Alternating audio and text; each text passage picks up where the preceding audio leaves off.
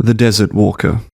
I once knew a mother who killed her only daughter. The child was reported missing after she didn't show up at school one day. The teachers couldn't get a hold of her folks. Everyone thought she initially had just disappeared by herself and was playing hooky, but if only that were true. Turns out that mother sent her to the gallows all of her own accord. I was a young deputy then, and I knew I was none the wiser when it came to death and murder. But when I came upon that scene that day, I was sure as hell I'd never be able to understand something like that. I still remember driving up to that farm and seeing the girl hanging on that branch. There was something about her eyes that haunted me. She couldn't have been any more than 7 or 8 years old. As I drove up, I saw her mother sitting by the wayside, her back leaning on the orchid tree as she stared out towards the setting sun. She didn't even turn as I came up to her, didn't make a sound as I put on the handcuffs and took her back to the station. I could tell she was the mother, and I could tell that she had hung that girl. They had the same eyes. Both looked lifeless. It wasn't until we arrived at the station that she finally spoke. She told me that she had to do it, and I asked her why. She said she felt sorry for the world and didn't say anything more than that. A little later, we found out that the mother had just received news that her only son had been killed in Saigon. He was barely 18 years old, wanted to be an Anzac, just like his grandfather. The judge deemed it a crime of insanity and sentenced her only to 20 years. What made the situation tougher was that her husband was away on business elsewhere. He was a writer and was on some book tour in another country. It took nearly a week before we could manage to track him down and get him back home. Of course, when he came, don't suppose it would have felt much like home to him. He visited his wife just once, and one day we found him hanging from that same tree where his little girl had been. A month or so later, there was a riot at the prison the mother was being held at, and it seemed like the other criminals didn't take too kindly to child killers and slit her throat amongst all the mess. That was nearly 10 years ago, and it still makes me feel horrible just recalling all of it. I read somewhere that writing things down like this is meant to give you some sort of relief, but I don't feel any of that. I try to make sense of what she told me back in that station all those years ago, how she felt sorry for the world. I felt compelled to do what she had done. I reckon she sure as hell knew what her actions led to, but that she didn't care. It seemed like she had embraced it, wanting it all over. I had never seen hell like that, and make no mistake, that poor woman was in hell alright. Satan may have come calling, but she had opened the gates herself and took along with her everyone she had ever loved in her life. The part that still scares me the most is wondering if that could ever happen to me, that one day Satan would come along and call my name like that, and whether I'd be as willing to descend into darkness as that woman did. I sure as hell hope not. I ain't no depressed man, and all things considered, I'd say I'm doing just pretty damn fine. But so was she. Hell, even more so. At least she had kids, something I was never fortunate enough to have. And for her to turn on her life like that, well, it makes me believe something that I suppose I've always been aware of, especially as an officer of the law. But I've always wanted it to be proven wrong, that we're all corruptible, even the best of us. That mankind's proclivity to evil is always present. Some of us are just more aware of it than others, and some of us have even chosen to embrace it, but that we're all capable of it, just like that woman was. And I don't mean evil in the simplest meaning of the word. This ain't no simple murder of another human being. It's the murder of one's soul. That's what that woman did. That was her true crime, in my view. The kind of evil that happens when we lose everything that we are, when we curse the very nature of being and the world. It's the descent into darkness when the suffering of life overwhelms us. That woman knew it, and her husband sure knew it too. Evil like that changes a man. And as much as I try to bury it out of my mind, I just can't. And Lord knows I've tried. Some nights I wake up in a sweat feeling like I'm out of breath. My wife doesn't know about all of this, but she knows my work is haunting me. I wouldn't dare bring her into something like this. She deserves better than me. I wouldn't even know what to say to her. What do you say about a woman who lost her faith and fell into the depths of hell? How do you reconcile any of that? I like to say it's the only evil I've ever known, that nothing after that could be worse, but that wouldn't be the truth, even if I wanted it to be.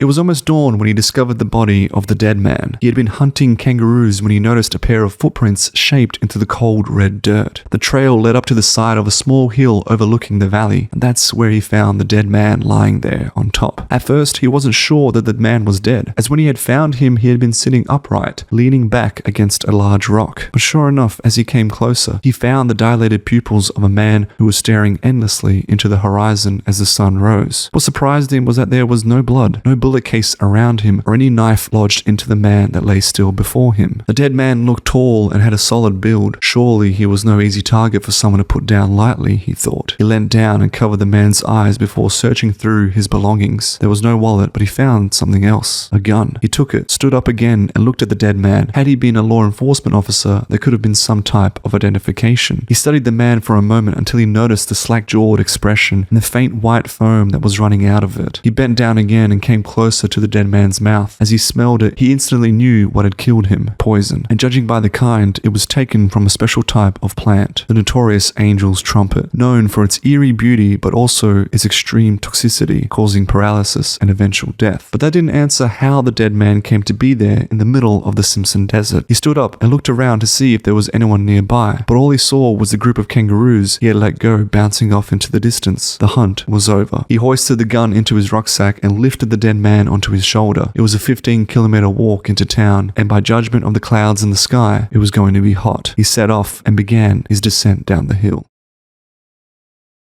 Death had once again arrived at the sheriff's doorstep. He had wondered why it seemed to follow him like a bad smell, as if the Grim Reaper himself was stalking him, teasing him, and reminding him of the veil of darkness that loomed beyond him. Not today, but one day eventually. Maybe sooner than he thought. He stared at the black eyes of the poisoned man and felt numb. The face was unknown, but his look was the same as the dead girl he had been thinking of that morning. It had been 3 years since her death. Could there be any connection? Any strange link? He shuddered at the thought and put it out of his mind because there was none. This was evil of another kind, and he was beginning to think he had tired of seeing it. "Everything okay, Sheriff?" His young deputy was concerned, and the sheriff didn't answer for a few moments. Eventually, he got up from his desk and decided to fetch himself another cup of black coffee. "Put him in the morgue and call the coroner." "Will do. What about the stranger?" "Who?" "The one who brought him in. Bring him to the interrogation room. I need to ask him some questions." The young deputy did as he was told and scurried away. The sheriff held the cup of warm darkness in his hands and thought deeply about his future. He wondered whether it would look brighter or darker if he resigned from his post and spent the rest of his life doing something else. He didn't know. All that he knew was that the darkness surrounding him seemed to grow ever larger by the day, and that he was simply getting too tired to even think about fighting it back. Had it always been like this? Had the world outgrown him? Or had he now just realized that maybe he had outgrown it instead? Like the body that had entered his station, the sheriff felt poisoned by the abyss that stared back at him.